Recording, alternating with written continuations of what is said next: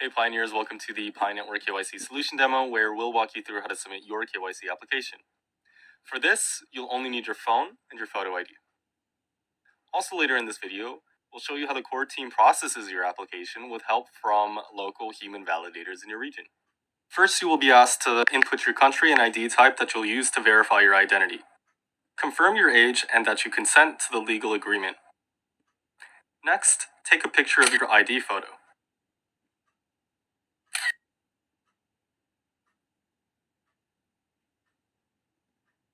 After entering the information on your ID into this form, follow a human liveness test that will instruct you on what actions to take along the way.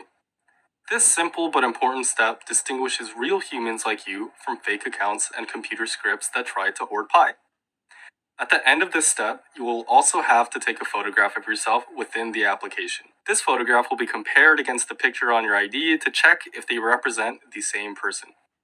In most cases, the computer algorithm is able to recognize all of the text on your ID. Most of the text on the ID is redacted, like what's shown here.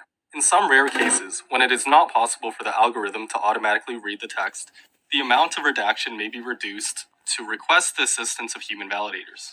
With this example, we can see how the pictures are also removed from the ID. The pictures are extracted out and will be compared with your selfie by a different validator, and there is no audio in the liveness detection video.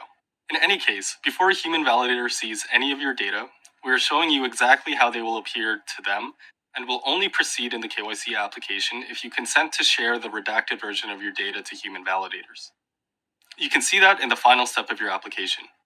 If parts of your data are not redacted, you can go back and re-upload a clear picture of your ID.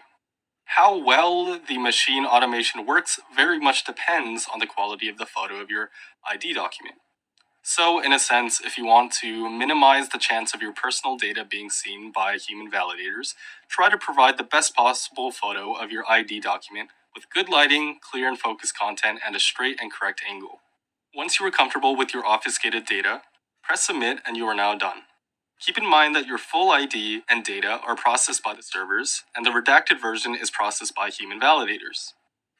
And that's all you need to do to KYC. Also note that this demo is only the current version of the KYC app, and is subject to change and improvements as it's being further developed. Now, if you're curious to know how exactly the KYC validation will be performed, continue watching this video. In this KYC solution, most steps of a KYC check will be performed by machines automatically, including data extraction from documents, data obfuscation, data matching, account name matching, and sanction screening.